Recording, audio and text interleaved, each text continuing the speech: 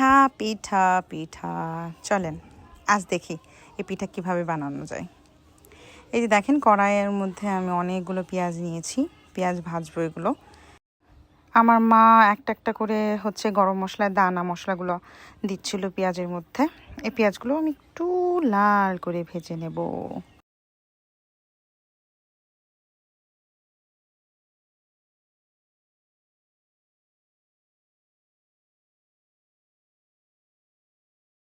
পেঁয়াজ একটু বাদামি রঙের হয়ে গেছে, এখন এতে মাংস ঢেলে দিচ্ছি।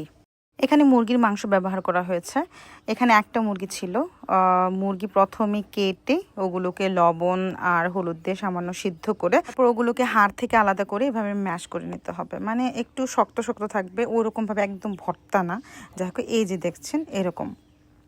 মাংসের মধ্যে যে সকল মশলা ইউজ করা হয় সেগুলো ইউজ করা হয়েছে, আর এই যে কাঁচামরিচ দিয়ে দেওয়া হয়েছে অনেকগুলো।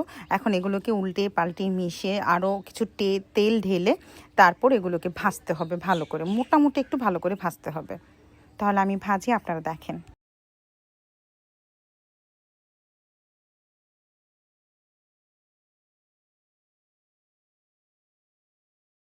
এই যে এই পর্যায়ে এই যে এরকম ভাজা হবে, ওরকমভাবে শুকনো একদম ভাজা না, এরকম মোটামুটি ভাজা এরকম থাকতে হবে। তো আমার ভাজা হয়ে গেছে।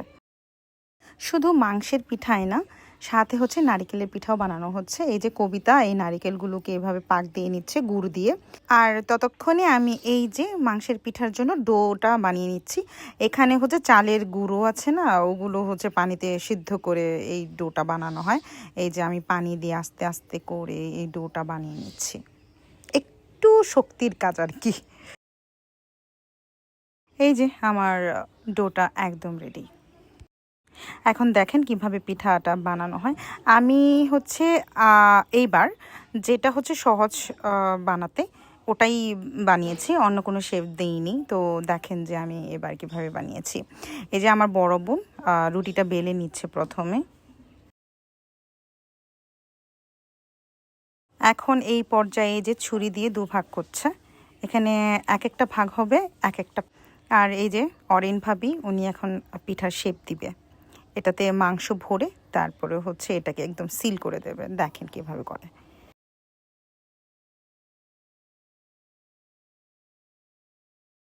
এই যে হয়ে গেল একটা পিঠা বানানো, এই যে রেখে দিলাম। নেক্সট হচ্ছে এটা নারিকেল পিঠা, এটা কবিতা বানাচ্ছে। কবিতা এখন হচ্ছে রুটিটা বেলে নেবে প্রথমে।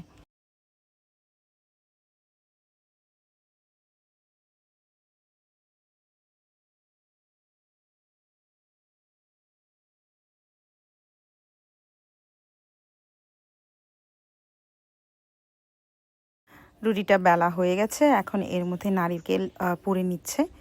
পুড়ে এটাকে দেখেন কিভাবে হচ্ছে সুন্দর করে শেপ দিচ্ছে। এই যে আস্তে আস্তে হাতটা সুন্দর করে ঘুরিয়ে এখানে টিপে টিপে শেপ দিয়ে এটাকে এভাবে কাটার দিয়ে কাটতেছে।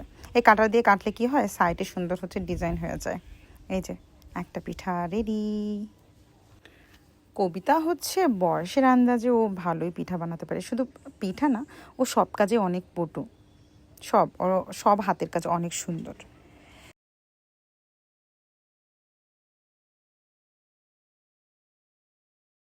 এই যে অনেকগুলো পিঠা বানানো হয়ে গেছে। দেখেন ওয়াজিহা আনায়া ওরা মোবাইল দেখছে, মজা করতেছে। ওখানে রিয়াদ, এই যে আয়ান গেম খেলতেছে, আর পাশে হচ্ছে আমার বাবা। পিঠা তো বানানো হয়ে গেছে, চলেন এবার ভেজে নেই।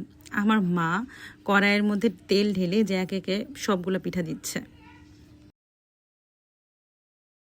পিঠাগুলো উল্টিয়ে পাল্টিয়ে দুপাশে ভালো করে ভেজে নিচ্ছে।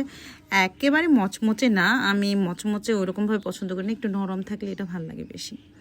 এই যে ভাজা হয়ে গেছে, এখন হচ্ছে নামানোর পালা। এখন নারকেল পিঠাটা ভেজে নেব। এই যে একে একে সব নারকেল পিঠা এখানে দেওয়া হচ্ছে।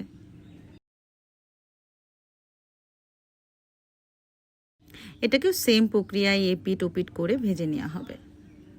সব পিঠা বানানো শেষ, ভাজাও শেষ, এখন কি খাওয়ার পালা। এখন আমরা খাবো আর আপনারা থাকেন, আর অবশ্যই বাসায় বানিয়ে তারপর খাবেন। বাই।